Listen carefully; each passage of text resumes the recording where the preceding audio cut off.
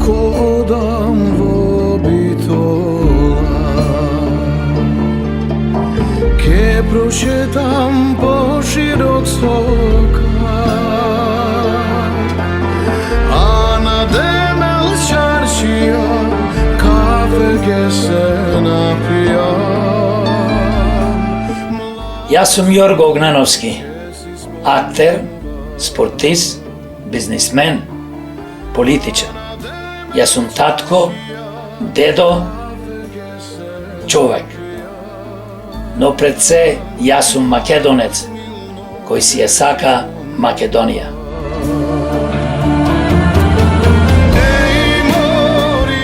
Rodan sam vo Bitola, 1954. godina. Mojite roditelji, Ljubica i Ilija, se ljudje koji što me uče preko životot da bidam pred se čovek, česen, human. Imam dvajca braća, sestra jedna, porasna vo familija kade što sekojaš zboruvavme za patriotizam, za politika i mojite dedovci od majka mi i tatko mi rodeni se vo selo Smilev.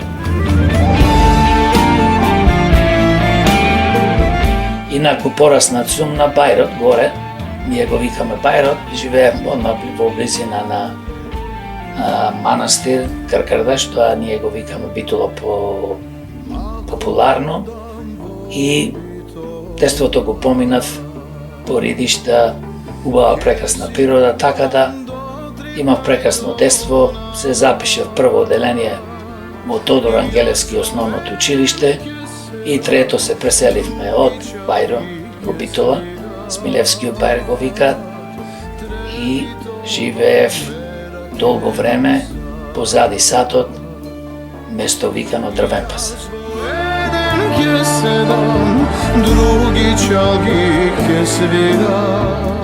Расте во фамилија честна и хумана.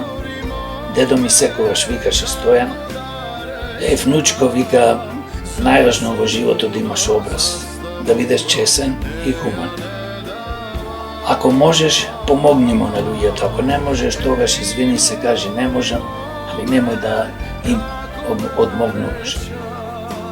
Мојата фамилија секогаш имавме голема љубов помеѓу нас, помеѓу нашите роднини пријатели. Се сеќавам, моите родители секогаш, скоро секој ден имаe гости, нивните пријатели, дедо ми, баба ми. И јас така сум пораснат во една фамилија каде што стварно владееше една хармонија и голема љубов помеѓу нас, браќата и сестра ми. И затоа денес тоа се одразува на мене. Денес и секогаш сум бил чесен, секогаш сум ги сакал луѓето, секогаш сум сакал да помогнем. И затоа денес се трудам и се залагам да направам нешто добро пред се за заедницата, за Битола, за малата, за Македонија.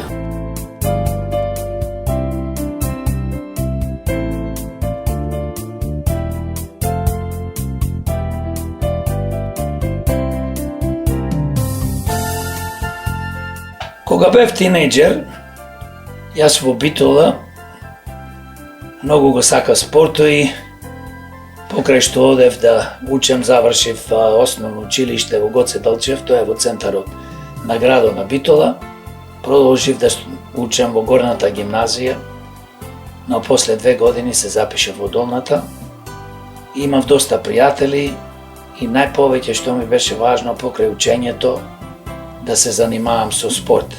Јас уште кога бев 6 години, самиот со еден мој пријател Пеце Анев, кој што беше исто така и јавен обвинител, председател во Битола на јавните обвинители и стана председател на јавните обвинители во Република Македонија. Со него, како 6 годишни деца, се сеќавам, отидовме да го псуваме и да се запишеме во еден клуб.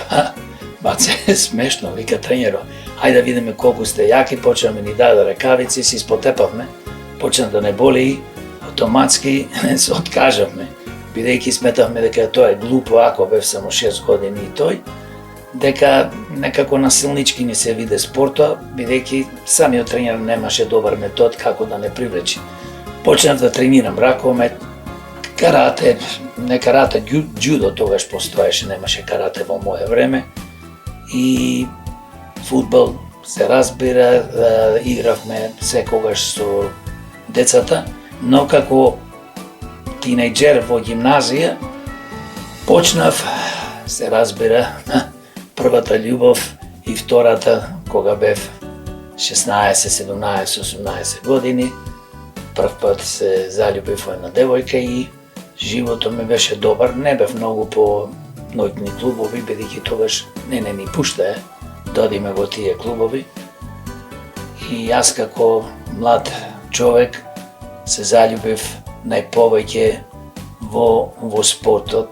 Значи животот до дека завршив гимназија во Битола и се запишев на економски факултет во Скопје, го поминував во спортот. Исто така, можам да кажам, од кај кога бев 8 години, се заљубив во дигање на тегови и од тогаш почнав да дигам тегови и ден денес тоа го практикувам. 4-5 пати во неделата одам во теретана, така да мојот живот како тинејџер стварно беше повеќе 90% во спортот и што требаше нормално да учам.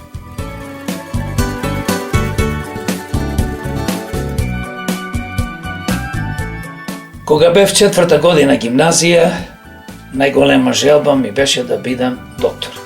И тоа да бидам хирург, бидејќи секојаш имав желба да помогнам, да им помогнам на луѓето, поготово на болните луѓе кои што му треба помош.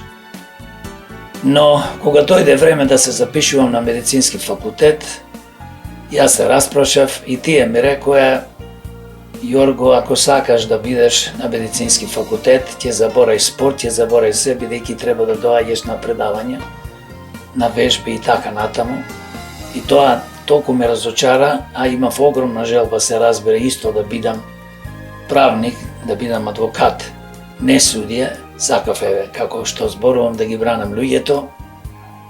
И мајка ми, Љубица, вели: Јорго, слушај, ти си роден во Битола, цел живот си тука. Што не си одиш во Скопје малце да видиш друг град, друга култура? И така се одлучив да се запишам на економски факултет, а кога ги прашав нив дали јас како спортиста, бидејќи сакав да бидам врвен спортиста, да бидам репрезентативец на поранешна Југославија, и ми кажаа дека не морам да одам дури на предавања, а тоа ми би дојде добро затоа што јас имав план. Играв малце кошарка за студент во Скопје, но имав еден другар, Златко од Прилеп, што го викавме Звер, и тој се занимаваше со карате. Вика: дојди да гледаш карате. Еден ден отидов да гледам карате. Што да видам таму, значи јас викам: овие црни појаси, не знам какви појаси, не се многу добри, јас можам да се борам со овие. Тој вели: па не, вика, ако можеш да се бориш, почни да тренираш со нас. И така почнав да тренирам кај господјата Мира Костич, и исто тренер ми беше господино Живко Тасевски, кој што е еден од врвните тренери и ден денес, и го промовира фантастично каратето во Македонија. Има клуб во Скопје. Почнав да тренирам, за неполни 6 месеци станав црн појас, плав појас зедов, па неполна година станав црн појас и влегов во репрезентација на Југославија со плав појас, бидејќи бев во Улцин, мислам, и таму Илија Јорга, Владимир Јорга ме примети и вика: ти сакаме да бидеш репрезентативец. И тогаш мислам дека полагав за црн појас, од плав одма ме скокна на црн и станав повеќе кратен првак на Југославија во карате, во полутешка категорија, бев апсолутен првак. Како репрезентативец настапува во југословенската репрезентација, освоив 3-то место со југословенската репрезентација и 5-то место во светот.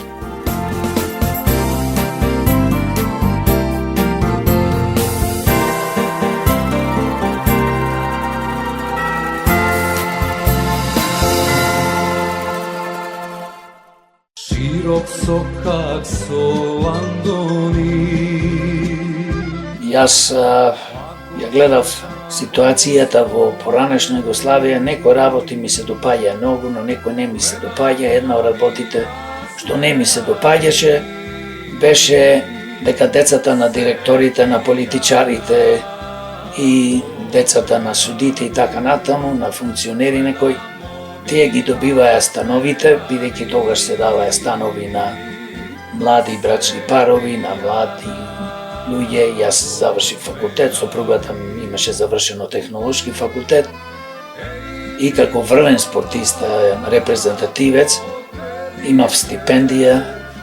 Мене ми беше ветено дека ќе добијам стан, но тоа ништо не се случи. Се становите ги добиваја, како што кажав, деца на директори, функционери, суди и така натаму. Тоа толку ме револтира што одлучив да заминам во Соединетите Американски држави.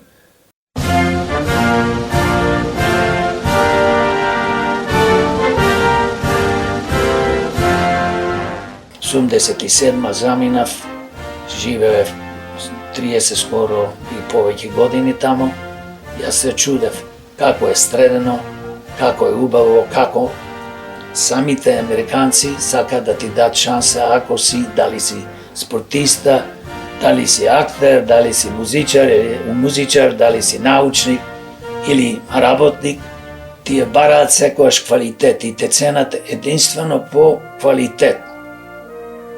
Пред се почнав, отворив два карате клубови во Америка, во Лос Анџелес и добро многу ми одеше, имав многу студенти. Во меѓувреме, еден учител од потекло родителите ми од Хрватска, а роден во Америка, ме откри на некој начин и вели: Јорго, ти имаш квалитети неверојатни, можеш да бидеш филмска звезда, сакам да доаѓаш во мојата филмска школа, училиште. Јас таа понуда ја прифатив и пред да ја прифатам, јас сам му реков: сега сум дојден, немам повеќе од година и пол, значи не можам колку вие земате пари за месечно за студентите да плаќам, бидејќи во моментот не заработувам толку. И само ми рече: за тебе, за таков квалитет, ќе имаш стипендија за 3 години.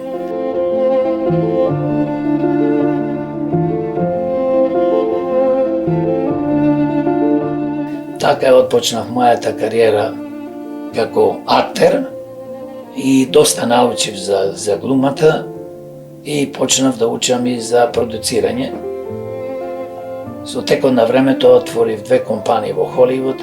Едната се викаше Hollywood Star Entertainment, другата Geo Production, и почнав да произведувам играни филмови и учествував и во други филмови каде што имав шанса. Сум играл со попознати глумци како Дженифер Гарнер, личен пријател сум со Ал Пачино, кој што почнавме да се дружиме, бидејќи јас бев во еден клуб кој што се викаше Малхоланд тенис клуб.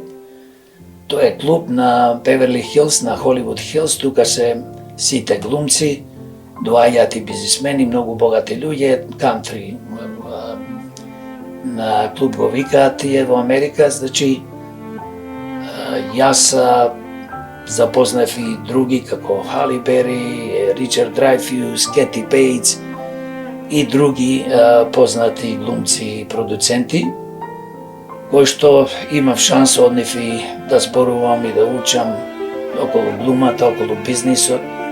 Голема желба ми беше да бидам продуцент, па и почнав да пишувам сценарија, така да во Холивуд јас како човек преку мојата компанија Hollywood Star Entertainment и компанијата Geo Production имав произведено 4 играни филмови кои што се продаваја по светот и некои од нив направија поголеми успеси. Многу беше важно што имав и прилика да се дружам и да се запознам со Стивен Сигал, со Ван Дем. Имав голема шанса со Ал Пачино да снимам филм и имам едно сценарио кој што уште не е снимено, се вика Александар. Се работи за македонче кој што расти во некој дом, го присвојуваат млад брачен пар македонци и по сплет на околности открива дека детето има најубав глас на светот. Ал Пачино требаше да игра улогата на менаџерот, прифати, но за жал не најдов разбирање со Министерството за култура на Македонија, тогаш беше премиер Никола Груевски и таа работа тие ми ветија дека еве ќе ти дадеме пари и не баравме ние од Америка, од мојата компанија, многу пари беше некаде 150.000 евра, но не знам што беше работата. Јас како човек тогаш почнав да ја запознавам пригазната за политичарите. Повеќе политичарите тоа време беа заинтересирани за тендери, проектите да бидат со повисоки цени и не успеав тој филм да го направам, но тој филм е приказна за дечка приказна и таа е интернационална, секојаш може да се направи и да се продава во светот успешно. Имав голема шанса да работам со големи студија како Warner Brothers, Universal, Paramount, но ете така се случија работи, не успеав со нив да соработувам.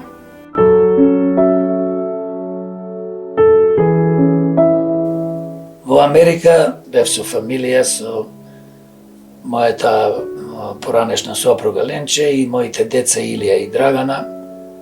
Живеевме прекрасно, убав живот имавме, што е многу важно.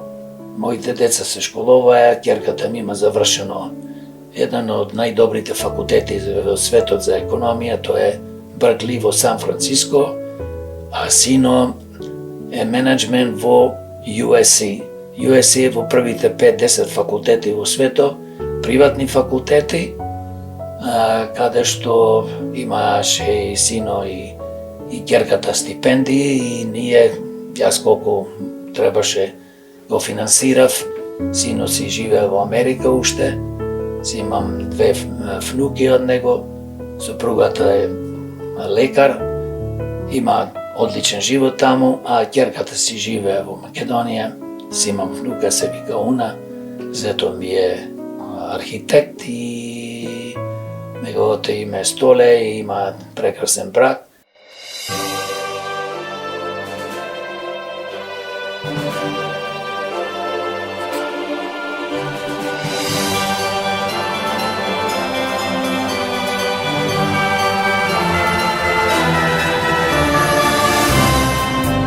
Јас некако пред 7-8 години одлучив да дојдам во Македонија, затоа што сватив дека тука некои работи не се како треба и одлучив да почнам да се занимавам со политика.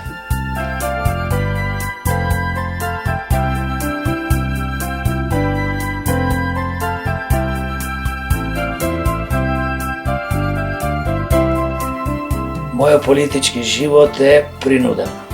Јас секојаш велам, јас не сум политичар, јас се занимавам со политика од проста причина што никогаш не сум сакал да се занимавам со политика. А најмалце да бидам политичар.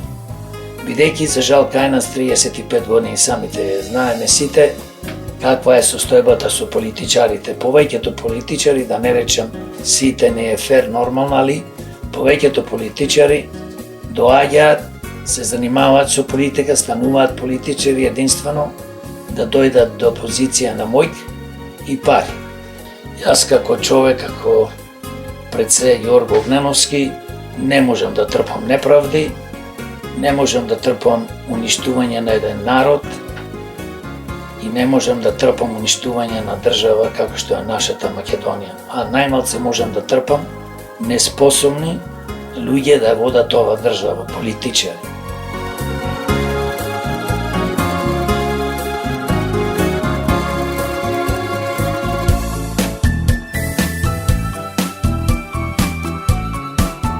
И затоа се уклучив и пред 8-7 години ја формирав партијата Демократи. Со честни луѓе повеќето не се занимавале со политика, не биле некои фактори или воопшто не се занимавале а се честни, сакаат исто да се бориме за да направиме промени од корен, Македонија на за секојаш да почне да се движи напред.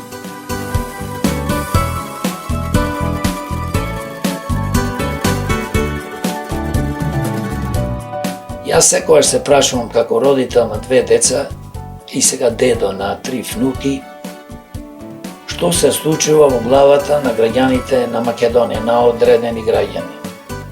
Јас кога зборувам, ајде луѓе да направиме нешто за Македонија, ајде да направиме за нас, ајде да направиме за граѓаните, за нашите сограѓани, дај да промениме ова, дај да креираме една функционална правна држава, економски моќна, да имаме врвно здравство, да имаме врвно образование, инфраструктура, да имаме здрава животна средина, не секој ден да не труе некој со отровен воздух.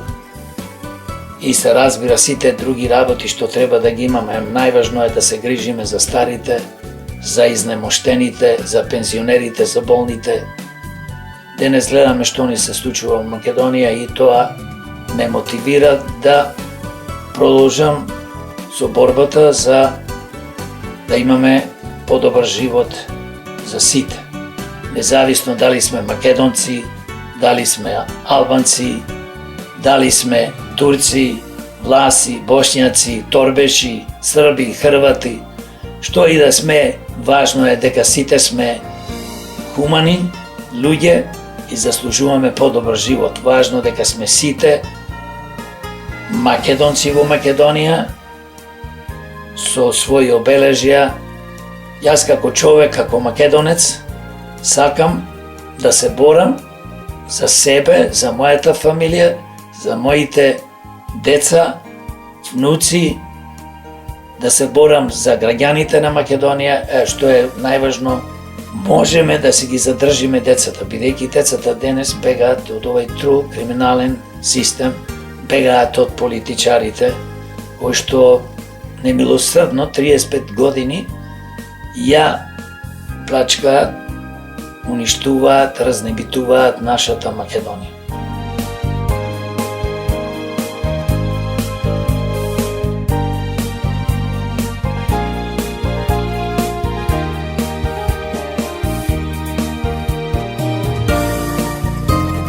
Во Македонија знам и верувам, а и сум зборувал со многу луѓе, има толку квалитетни луѓе, толку интелигентни луѓе. Ние имаме тука и научници, и иноватори, и професори, и доктори, и бравари, и инженери, и механичари, медицински сестри и спортисти. Се само треба државата да почне да биде водена во прав правец од квалитетни, честни, хумани луѓе, професионалци.